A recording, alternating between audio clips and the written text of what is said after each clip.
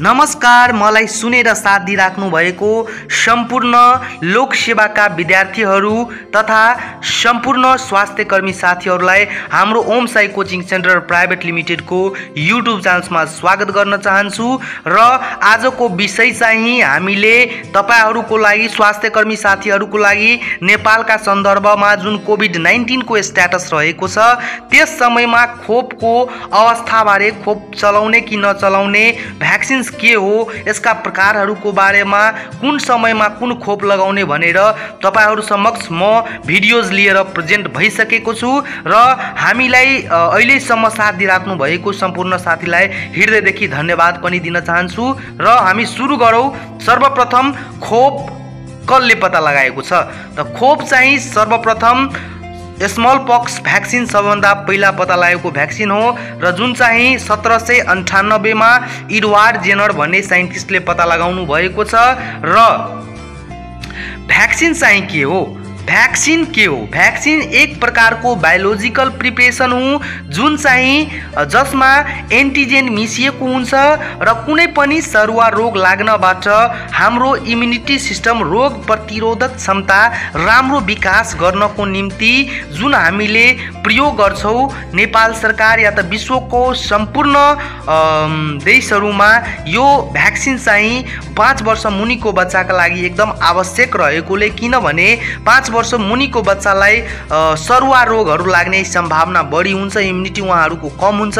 त्यस कारणले बच्चाहरूलाई घातक रोगहरूबाट बचाउनलाई भ्याक्सिन चाहिँ प्रदान गरिन्छ। अब अर्को क्वेशन्समा अब छलफल हामी गर्छौं, भ्याक्सिन्स कति प्रकारको हुन्छ त? भ्याक्सिन चाहिँ अब विभिन्न राइटरहरूद्वारा, विभिन्न डक्टरहरूद्वारा विभिन्न किसिमको कुराकानी आउँछ। पनि हामी यदि विश्लेषण गर्छौं भने भ्याक्सिन्सलाई 5 प्रकारमा या त 3 प्रकारमा विभाजन गर्छौं। त हामी कुरा गरौँ 5 प्रकारमा। सर्वप्रथम 1 नम्बरमा रहेको छ लाइभ एटेन्युड भ्याक्सिन्स, किल्ड भ्याक्सिन अथवा किल्डलाई इनएक्टिभेटेड भ्याक्सिन पनि भन्छ। त्यसपछि टोक्सोइड भ्याक्सिन्स र अर्को चाहिँ सेलुलर भ्याक्सिन्स र अर्को चाहिँ कम्बाइन्ड भ्याक्सिन। जस्तै हामी इक्जाम्पलका कुरा गर्छौं भने लाइभ भ्याक्सिन्समा चाहिँ माइरिब्स इक्जाम्पलको लागि measles, yellow fever, rubella, influenza, Sabin vaccine जुन ओपीभी हामी भन्छौं, ओरल पोलियो भ्याक्सिन, यो सबै चाहिँ ल्याब भ्याक्सिन हो। र अर्को चाहिँ किल्ड भ्याक्सिनमा हेर्नुहुन्छ भने अथवा इनएक्टिभेटेड पनि भन्छ यसलाई, त्यसको इक्जाम्पल हेर्नुहुन्छ भने पर्ट्युसिसहरू भयो हैन। त्यसपछि अर्को चाहिँ टोक्सोइड भ्याक्सिनका इक्जाम्पलहरू टोक्सोइड मिक्सिएका, टीडी, टेटनस र डिप्थेरियाका भ्याक्सिन्सहरू। सेलुलर भ्याक्सिन्स हेर्नुहुन्छ अथवा सेलुलर फ्र्याक्सन्स भन्छ यसलाई हेर्नुहुन्छ भने इक्जाम्पलको लागि मेनिङ्गोकोकल भ्याक्सिन्सहरू। र अर्को चाहिँ कम्बाइन्ड भ्याक्सिन भनेको 2 वा 2 भन्दा बढी मिसिएको भ्याक्सिन्सहरू कम्बाइन्ड भ्याक्सिन हुन्छन्। इक्जाम्पलका लागि डीपीटी, डिप्थेरिया, पर्ट्युसिस र टेटनस एउटै कम्बाइन्ड भएर आउँछ। एमआर, मिजल्स, रुबेलाहरू त्यो चाहिँ यसका इक्जाम्पल्सहरू रहेका छन्। अब त्यसै अनुरूप हामी कुरा गर्छौं कुन खोप चाहिँ कति मात्रामा कुन रोग विरुद्ध र कुन समयमा लगाइन्छ भन्ने कुरा गर्छौं हामी। सर्वप्रथम सुरुवात गरौँ बीसीजी खोपबाट। बीसीजी को पूरा नाम चाहिँ ब्यासिलस क्यालिमेट ग्युरिन हो र यसको डोज चाहिँ 0.05 ml हुन्छ र यो चाहिँ टीबी को विरुद्धमा दिइन्छ र टीबीमा पनि ट्युबरकुलर मेनिन्जाइटिसको लागि स्पेशली दिइन्छ र केही मात्रामा चाहिँ यसले लेप्रोसी विरुद्ध पनि काम गर्छ। र यसको समय भनेको जन्मेको छिटै भन्दा छिटै जन्मेको समयमै लगाउनु बेस हुन्छ, राम्रो हुन्छ। र अर्को चाहिँ पेन्टाभ्यालेन्टको हामी कुरा गर्छौं। पेन्टाभ्यालेन्ट चाहिँ 5 वटा भ्याक्सिन्स मिलेर भनेको, पेन्टा भनेको 5 वटा मिलेर भनेको भ्याक्सिन्स हो। पेन्टामा चाहिँ डीपीटी, हेप बी र Hib, diphtheria, pertussis, tetanus, hepatitis B र हेमोफिलस इन्फ्लुएन्जा टाइप बी चाहिँ यसको विरुद्धमा लगाइन्छ र यसको डोज चाहिँ 0.5 ml हुन्छ र यो चाहिँ 6 हप्तामा, 10 हप्तामा र 14 हप्तामा 3 मात्रा लगाइन्छ। त्यसपछि चाहिँ एफआईपीभी भ्याक्सिन्स। सुरुमा चाहिँ आईपीभी भ्याक्सिनले आउने भ्याक्सिन चाहिँ अब डोज गरेर यसको फ्र्याक्सनल डोज निकालेर एफआईपीभी गरिएको छ, फ्र्याक्सनल डोज अफ इनएक्टिभेटेड पोलियो भ्याक्सिन। यो चाहिँ किल्ड भ्याक्सिन्सको इक्जाम्पल हो र यसको डोज चाहिँ 0.1 ml हुन्छ र यो चाहिँ स्पेशली पोलियोमाइलाइटिसको विरुद्धमा लगाइन्छ र यसको समय हेर्नुहुन्छ भने 6 हप्ता र 14 हप्तामा लगाइन्छ। अर्को चाहिँ polio vaccine OPV oral polio vaccine, यसलाई हामी स्याबिन पनि भन्छौँ। यसका चाहिँ 2 थोपा लगाउनु पर्छ डोज र यो चाहिँ पोलियोमाइलाइटिसको विरुद्धमा नै लगाइन्छ र यसको समय हेर्नुहुन्छ भने 6 हप्तामा, 10 हप्तामा र अर्को चाहिँ 14 हप्तामा। अर्को चाहिँ छ पीसीभी भ्याक्सिन्स। पीसीभी को पूरा नाम भनेको न्युमोकोकल कन्जुगेटेड भ्याक्सिन्स। यसको डोज चाहिँ 0.5 ml हुन्छ र यो चाहिँ निमोनियाको विरुद्धमा लगाइन्छ र यसको समय हेर्नुहुन्छ भने 6 हप्तामा, 10 हप्तामा र अर्को चाहिँ 9 महिनामा लगाइन्छ। 3 डोज लगाइन्छ जम्मा। त्यस पछाडि अर्को चाहिँ रोटा भाइरस। रोटा भाइरस चाहिँ 2 थोपा चाहिँ लगाइन्छ र मुखमा खुवाइन्छ र यो डायरियाको विरुद्धमा हुन्छ र यो चाहिँ 6 हप्तामा र 10 हप्तामा लगाइन्छ। तर अहिले हाम्रो नेसनल इम्युनाइजेसन्स प्रोग्राममा चाहिँ एनआइपी प्रोग्राममा चाहिँ राष्ट्रिय खोप तालिकामा चाहिँ यसलाई मात्रै समावेश गरिएको छ, तर अहिले यो प्रयोगमा तत्काल आएको छैन। अब हामी कुरा गर्छौँ एमआर भ्याक्सिन्स। मिजल्स र रुबेला चाहिँ 0.5 ml हुन्छ र मिजल्स रोग र रुबेला चाहिँ जर्मन मिजल्स भनेको यसको विरुद्धमा लगाइन्छ र यो चाहिँ 9 महिनामा र अर्को चाहिँ 15 महिनामा लगाइन्छ र पूर्ण खोप भन्नाले खोप जुन एमआर को सेकेन्ड डोज छ, 15 महिनाको जुन डोज छ त्यो लगाइसकेपछि मात्रै कुनै पनि बच्चालाई पूर्ण खोप लगाएको भने घोषणा गर्न सकिन्छ। अर्को चाहिँ जेई भ्याक्सिन्स रहेको छ। जेई भ्याक्सिन्सको डोज चाहिँ 0.5 ml हुन्छ र यो चाहिँ जापानिज इन्सेफलाइटिस नामक रोगको लागि लगाइन्छ र यसको समय भनेको 12 महिनामा लगाइन्छ। यदि 12 महिनामा लगाएको छैन भने 23 महिनामा सम्म लगाउन सकिन्छ यो। अर्को चाहिँ खोप रहेको छ टीडी भ्याक्सिन।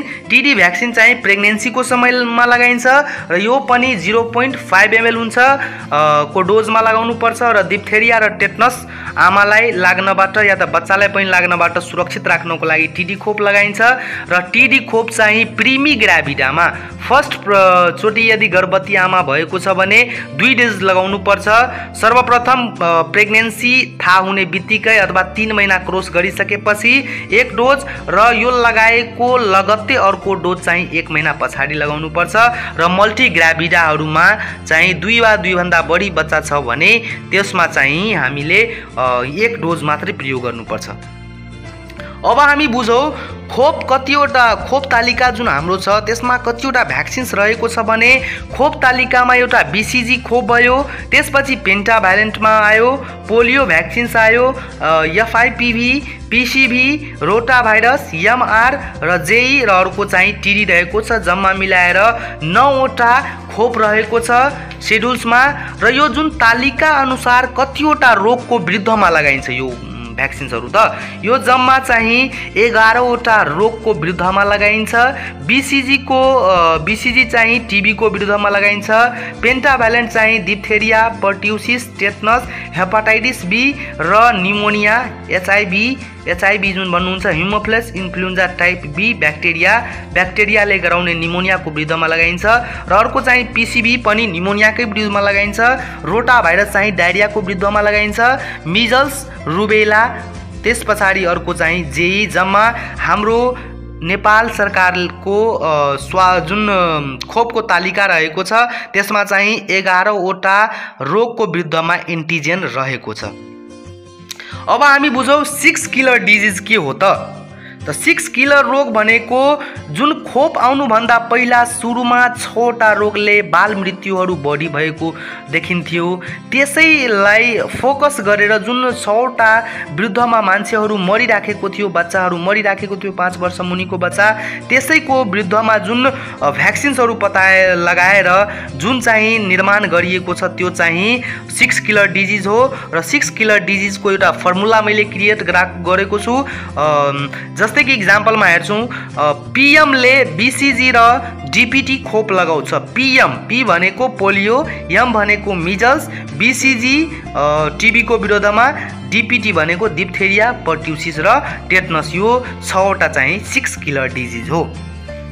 अब हामी कुरा गर्छौँ जुन अहिले कोभिड-19 को हाल पेन्डेमिक अवस्था रहेको छ त्यो समयमा खोप लगाउने कि नलगाउने धेरै स्वास्थ्यकर्मी साथीहरूको अभिलाषा कुराहरू छ कि खोप लगाउने कि नलगाउने।